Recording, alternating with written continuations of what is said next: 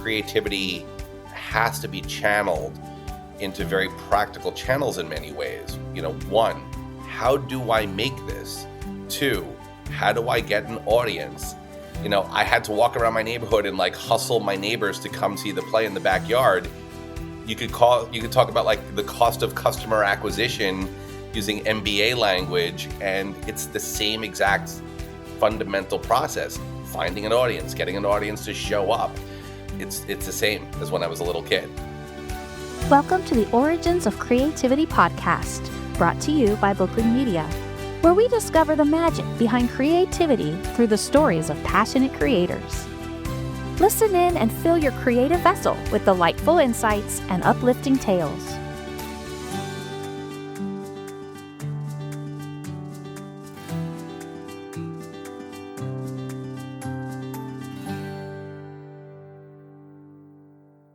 Hello, you are listening to the Origins of Creativity podcast. I am your host, Becky Gehrisch.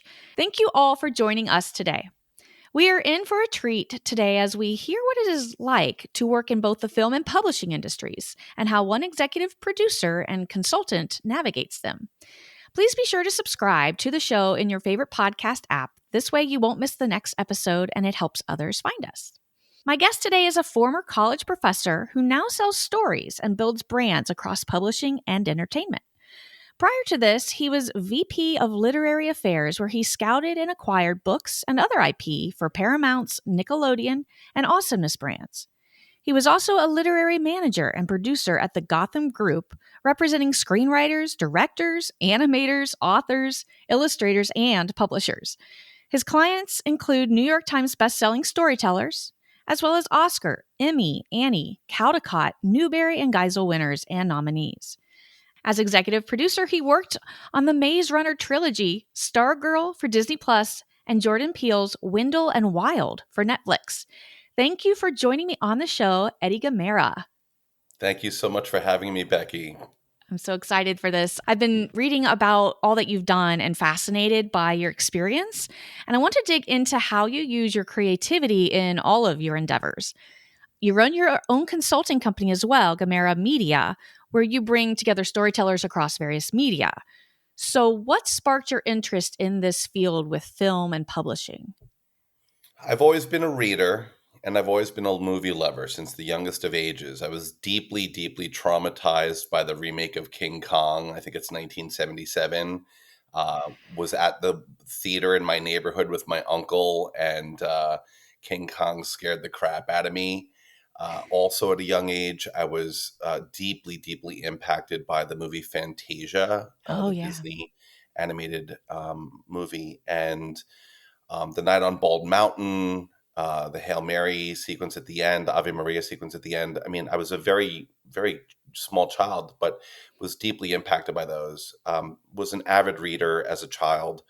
And when I got to high school, I had the very great fortune of having a film class.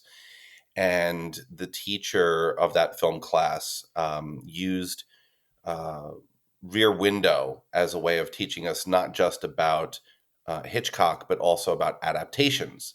So Rear Window, I believe, is based on a short story. But he also used that movie to teach us about Freud and psychoanalysis, and talked about how Rear Window uses themes like fetishism and castration anxiety and Oedipal complexes. And my very repressed Catholic all-boys school brain just exploded. It lit up. Had a psych class senior year of high school, which facilitated a further interest in Freud and psychoanalysis.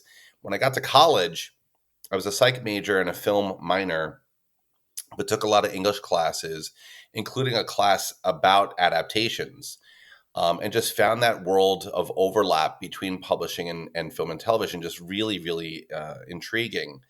When I graduated college, I worked at Nickelodeon, and then its parent company, Viacom, back in the mid-90s, and was also getting my master's degree at NYU at the Tisch School of the Arts in the Cinema Studies department. And so adaptations were a theme that came up a lot, both in my business by day, my working life, but also in academics, in my sort of living in the ivory tower at night.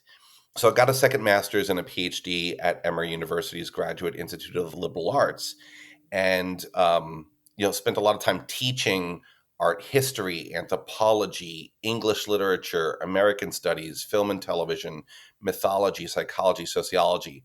And so, I've always lived intellectually and artistically at these sort of crossroads. I've lived in what we like to call a liminal space, if you will, between the professional and the academic, between the creative and the commercial.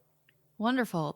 That's something that I always found interesting, where you have to kind of think of how you're going to apply your arts, if you're going to make a living as a professional with the arts, and marrying those two is quite intriguing to me. So I guess my next question was, who would have been your biggest creative inspiration? So it sounds like Hitchcock is one of them. Well, yeah, I mean, prior to Hitchcock, it was funny. As a child, growing up in Staten Island, New York, I had an aunt and uncle who lived in Metuchen, New Jersey, which was near Menlo Park, which is where Thomas Edison had his famous labs and studio, the Black Maria studio. And so Edison actually was my childhood hero, and I really idolized Thomas Edison. I mean, I am a giant nerd. As I got older, I realized kind of what a bastard Edison could be, and how malevolent a force he was in the corporate sector, particularly like having thugs at the steps of the Library of Congress blocking people from filing patents. So that kind of, it's one of those expressions, you never want to meet your heroes, but I kind of learned the fullness of Edison in his good and his bad. But as a child, Edison was very much a hero. And that whole idea of like inspiration, perspiration, try 999 ways to build a light bulb only to find it in the thousandth way. That kind of iterative, inventive process was deeply informative for me. I was also lucky to have a mom who was very much a reader, and an uncle who was very much into arts, especially movies. And just in my personal life, those key people were really informative in my own creative journey. And I used to make little tiny movies with an 8mm camera. I used to do plays in my backyard. So have always sort of been both a storyteller by nature and an analyst of storytelling. Oh, I love that. Right, because when you grow up with that play and having that influence, that's comes out in so many different ways. And I'm finding curious how you today, as the producing side of things, do you feel your creativity is being met and fulfilled the same way as if you were, playing in your backyard, or is it just a different kind of a different way of being creative? It's funny that the childhood roots of creativity are absolutely the same roots to the tree that I am now. Like I was a little sapling back then, and hopefully I'm growing to be, an oak tree in my creativity now as I'm older. But the roots are the same, and you need fertile soil for that acorn to grow. I think, for myself, there's not that much difference in throwing little plays in my friend's backyard than there is trying to, produce an independent movie or create a 2D animated series for YouTube. Because at the end of the day, creativity has to be channeled into very practical channels in many ways. One, how do I make this? Two, how do I get an audience? I had to walk around my neighborhood and like hustle my neighbors to come see the play in the backyard. You could talk about like the cost of customer acquisition using MBA language, and it's the same exact fundamental process: finding an audience, getting an audience to show up. It's the same as when I was a little kid. It's hilarious. It's not that different. Making short films in college, doing sketch comedy in college, um, marketing. We had to market our shows. We had to advertise our shows. We had to figure out publicity stunts. These fundamental dilemmas. How do I find an audience? How do I pay for the show? Are fundamental to that intersection of creativity and commerce. It's really no different. And I can see how Edison's trial and error has in failure to, just keep going, try something else, reach a Yeah. different way, get to have your audience however it is that you might need to get that. And I find that, a lot of creatives want their art to be out there and don't know how to get their audience. And so this is really interesting. So as you've worked with storytellers and the screenwriters, directors, animators, how has that impacted you when it comes to working with others? A lot of artists have a hard time, sharing that space. Yeah, absolutely. When I was a literary manager, one of the sort of things that I used to talk to my clients about was I firmly believed that everyone should consider themselves the CEO of their own company. Yes, you are a screenwriter. Yes, you are a director. Yes, you are an animator. You are a creative person, but you're also in show business. And it is an industry, it is a commercial venture. It's not just a creative venture. And you have to understand that. If you wanted it to be purely creative, then go off and find that room of one's own and go write, or find that studio and go paint. But if you want to be in show business, you have to begin to understand there are legal and financial things that you have to begin to master just as much as you need to master the art of storytelling or the art of animation. And that thesis, you have to be a CEO of a company of one, has really guided how I worked with my clients over 15 plus years.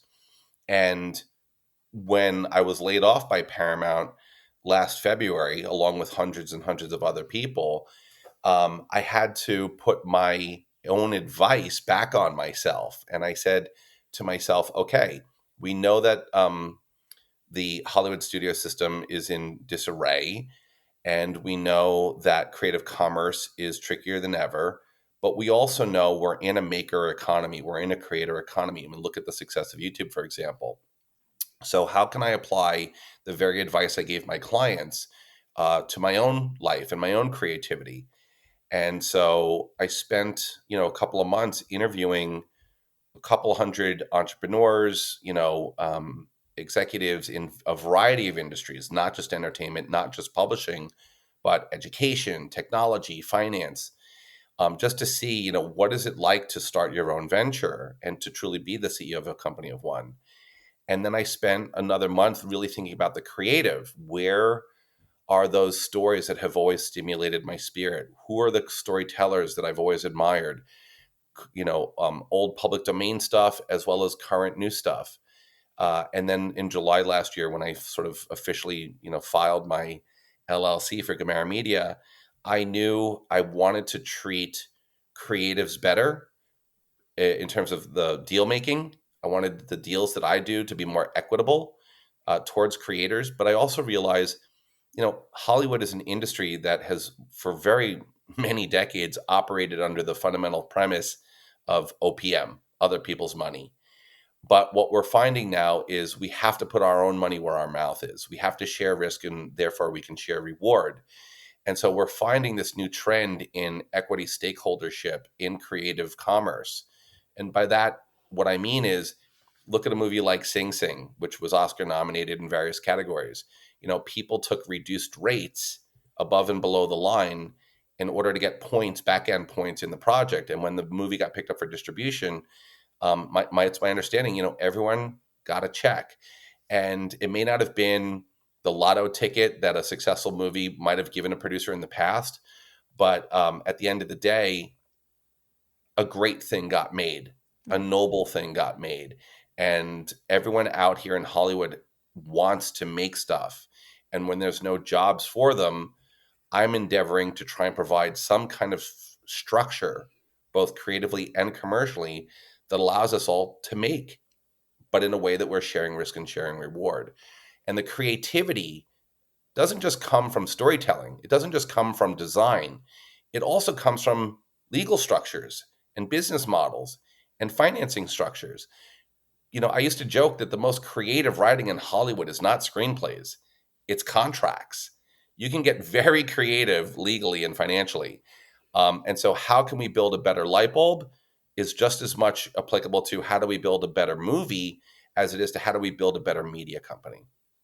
That really, to me, sounds like people are kind of going back to the core of their creativity and creating something that means something to them, and they see that risk and they see that the purpose to create this great thing. Because a lot of times I'm sure it can just be, just getting the deal, getting the thing done. And um, I'm excited to see what comes from this in the industry and how much more special things become artistically. And um, just because they have put so much of themselves more of themselves into this, financially as well. Yeah. So speaking of these projects that you've done, what has been your favorite, if you have one, and why? Was there something about it that just kind of stood out?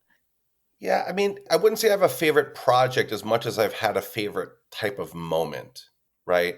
So, be it as the executive producer of the Maze Runner trilogy or the executive producer of Stargirl, seeing the author's face at a movie premiere and seeing them smile at the film on screen, bringing to life their novels, and seeing that smile of recognition, that smile of approval, that smile of joy, that's an extraordinary moment. Even when I wasn't an executive producer and I was just a rep, I was at I think it was the Eccles Theater at Sundance many years ago. A former client of mine named Shannon Hale, she had a movie called Austin Land premiere at Sundance, and to see her laugh and her eyes glint, seeing Shannon's face just light up at watching this movie adaptation on screen, those moments are worth everything. Those moments have been so precious, and those are my favorite moments in my career thus far.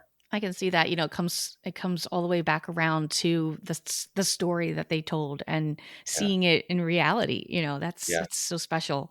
Um, and as you've been building your company, do you have any dream projects that you would like to pursue with this? And how do you see it coming about? Oh, absolutely. I mean, I was very, very thoughtful about what kinds of projects I want to get behind, what business models I want to try and adapt. And I mean, I don't want to get into the weeds, but I think from a business perspective, the question of, do I want to spend my life force, my time, my energy? I mean, time is our most precious asset. Do I want to spend my time chasing the pitch to the streamer model, the pitch to the studio model, or do I want to spend that precious time making stuff? As it stands, I think we are not in a pitch to develop model. I think we're in an acquisitions model anyway. So the fundamental questions I ask myself are, do I love this? Does this excite me? But with almost equal importance, can I make this?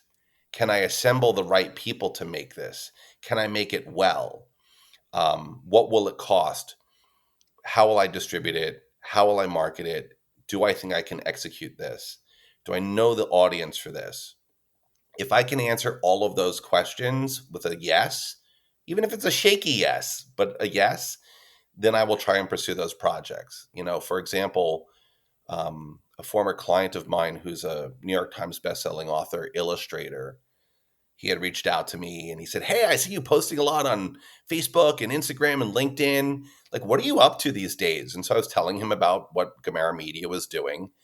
And he reminded me of a project of his that had published after I stopped being his rep, when I left representation at Gotham and moved to Nickelodeon and became a buyer. So I kind of missed this former client's project. But it's a gorgeous, gorgeous picture book written by an author named Marcy Colleen, and he illustrated the book. And it was one of the few books that he's only ever illustrated. He usually writes and illustrates, but the manuscript was really powerful, so he signed on as the illustrator. And it's the true story of a pear tree that was growing at World Trade Center Plaza that got demolished when the towers fell at 9/11. And when they finally finished clearing off the rubble a month and a half later, they found this stump broken, shattered, scarred, and burnt, but there were still a few green leaves growing. Mm. So they dug it up and they brought it to a nursery in the Bronx, and it took 10 years before the tree finally started sprouting flowers and leaves again. Oh, wow. And so this tree is now known as the survivor tree, and it's based back now at the 9/11 memorial and has a place of honor.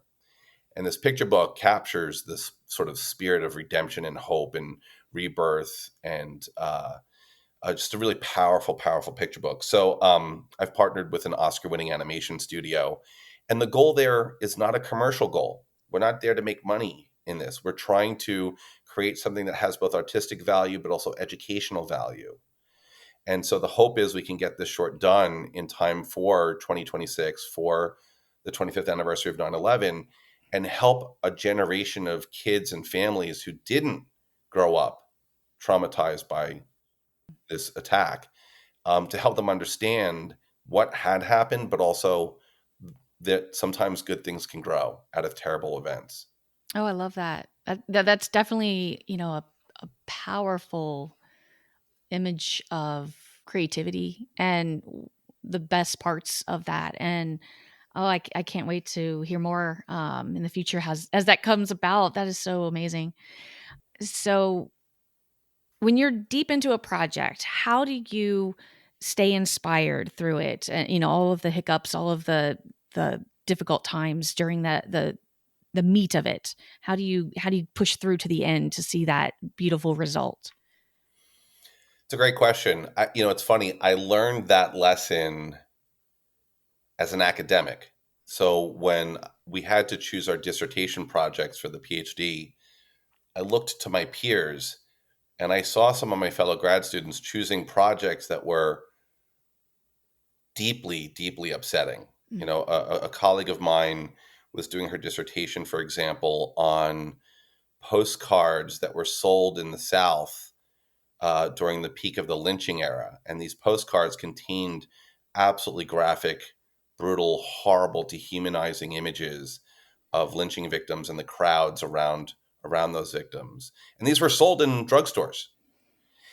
And I thought to myself, my friend, my colleague has to wake up every day for the next 3 years and confront these images. And she's doing noble work. She's doing the good work.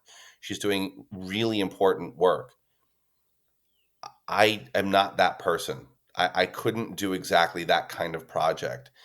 And, doing a dissertation is a very difficult process. So when it came time for me to do my project and choose my subject matter, it was both organic, given my past as a doing sketch comedy and stand up and acting and writing. But I did my dissertation on comedy and creativity. And to me, I could wake up every morning and be excited to face my dissertation, which was this giant monolithic task that lay ahead of me, because I knew I was watching Keaton and Chaplin and Peter Sellers and Carol Burnett and Lucille Ball. My project brought me joy during the process of doing the project, and I apply that same mentality to my storytelling endeavors in publishing, in producing. I want to wake up and know that these projects that sit in my heart excite me, bring me happiness, make me laugh, give me thrills and chills. But I know how long these things take to get made. And I have to know from the very beginning, I'm not going to be devastated waking up facing this kind of material. The other thing is, I'm very zen about the process. Like, we have to live in the present. We have to problem solve every day. We know nothing is easy. We know we always have to rely on other people for yeses to unlock the next stage. And because these industries are extraordinarily collaborative and they take so long to get done, you have to know going in, it's going to take on average 8 years to get that movie made. I think it took Spielberg something like 12 years to do Lincoln. I think the Motion Picture Association did a study about movies that made it to the screen. This is an older study, but I think the statistic was it took about 8 years for the average movie that did make it to screen to actually get there. And those produced movies are a very, very slim percentage of the number of movies in development, right? So we have to know that the odds are against us, but we have to believe in the viability of this project and its ability to connect with an audience emotionally. You have to believe Exactly. that. Oh, exactly. Yeah, to have that final thing, that all of that effort, all of that time, to know that it's going to get to that spot. And I feel like that answers maybe, or leads to this question of, how do you define creative success Mm. in your own creativity? I mean, creative success is multifaceted. Are you pleased as the creator with the outcome? Are you George Lucas forever tinkering with the technology to redo Star Wars, right? But do you find a place of personal satisfaction and happiness with what you actually created? You also have to know that nothing's ever really ever done. Nothing's ever really complete, right? And then you go to the second half of the equation of success, which is, does it land with an audience? Does the book stimulate a reader? Does the movie stimulate a viewer? Does the painting stimulate the observer? If you are creating emotions and thoughts, if you are stimulating feelings and ideas in the receiver of said object of art, object of creativity, then that's success. That is success. Commercial success is a completely different thing, but creative success really is, are you content with what you made? And did the receiver of it think and feel new things based on what you've put out in the world? To me, that's success. Right. Oh, great. And then, as a child, putting on plays and things in your backyard. Looking back now, what advice would you give yourself back then? As you see, where you are now. The advice that I gave my clients, and it's the advice that I would give myself, is sort of threefold. One, because these industries, entertainment, publishing, etc., are collaborative, pay attention to the end credits. Pay attention to the masthead of a magazine. Pay attention to the acknowledgments in the end of a book. Who are the people that helped make the thing? What role did these people have in the making of the thing? Learn to pay attention to that early on. I had a habit of just skipping past credits, and there was a classmate of mine in college whose dad was a known TV actor. And when we would sit through film screenings in school, she would always sit to the end of the credits. And I'm like, Arcadia, what are you doing? Let's go. And she's like, no, no. My dad always taught me to pay attention to credits because those are your neighbors. Those are your potential coworkers, and those are your future friends. And that personalization of end credits completely transformed how I experienced the last 3 to 7 minutes of a movie or TV show. And nowadays I do sit in the theater and I do watch end credits on TV, and I look for names and I'll send an email and say, hey, congratulations on that project. I had no idea you were involved. That's fabulous. And this is a community. So that's one thing. Pay attention to end credits and acknowledgments and thank yous and things like that. Number two, learn money, learn financial literacy, learn how these things got made, who paid for them. And then number three is learn the legal. Understand that creative commerce traffics in rights, copyright, subsidiary rights. No film school teaches this. No publishing programs really teach this. No one teaches the economic or legal aspects of these businesses. And they are businesses. And so you have to begin to understand, how does money flow? How do contracts work? Who owns what? What are you selling to whom?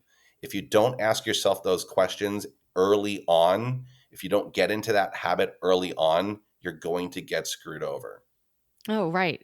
Perfectly tie in with bringing everything together as the creative project, as a creative professional, that a lot of creatives, like you said, they're happy to, have their hobby, their the joy from that one thing. And if it's a business for you, if it's something that you're working towards making money at, and you have to consider all of those things. Wonderful. Are there any final thoughts that you'd like to share? Yeah, I used to say to my clients, and I say to my sort of partners nowadays, create the thing that you want to create. Like, write the story you want to tell, but also write the story that's going to sell. And you have to educate yourself about these industries and how these industries work and what the audiences are looking for, what the markets want. And all of that's important and necessary. But at the core, at the beginning, at the end of the process, and throughout the process, it is play. And it should be fun. And it should feel like I'm not just inviting you to be a business partner on a venture for a movie or a TV or a book. It should feel like we're having a party and I want you to be part of that party so we can have fun together. Creativity is fundamentally an infantile process. It's a childhood process. And when we lose sight of the childlike aspects of creativity and we're pure business, we've completely lost sight. So yes, I'm a crass commercialist. Yes, I'm crass capitalist in many ways. But I want to have fun. I want to create books that are fun. I want to create movies and TV shows that are fun. And I don't just mean comedy. Fun to have made and fun for the audiences that we made them for. And fun can come in a lot of ways. Thrills, chills, laughs, screams, cries, weeping. Emotional impact is essential. Make me feel something. No matter what you're creating, if you can make me feel something, you've done your job as a creator. Excellent. Exactly. Oh, this is wonderful. And where can our listeners find you online? Sure, you can go to my website, gamarramedia.com, GAMARRA media, all one word, .com. LinkedIn, reach out to me on LinkedIn as well. Happy to chat with folks. In my consulting business, I help storytellers of all kinds with both their creative and their commercial strategizing, helping entertainment people break into publishing, helping publishing people navigate the entertainment industry. It's what I've done for over 20 years in a variety of capacities. And I'm really happy to help people individually develop kind of bespoke strategies for executing their projects. Wonderful. Wonderful. Thank you. And I will have those links as well in the show notes. I'm so honored to have you on today to share this intersection of business and creativity. And I'm sure our listeners will find it fascinating as well. Thank you to our listeners for joining us. If you enjoyed the podcast and found it valuable, please share it with others so we can reach people who might like a little bit of inspiration on their own creative journey. I'm Becky Gehrisch, and until next time, happy creating. Hey there, creative minds! Are you ready for the next burst of inspiration? Make sure to subscribe to the Origins of Creativity podcast in your favorite podcast app for all our latest episodes. Visit bookligmedia.com/podcast for show details, links to connect with us, and so much more. This has been the Origins of Creativity podcast, where inspiration meets imagination.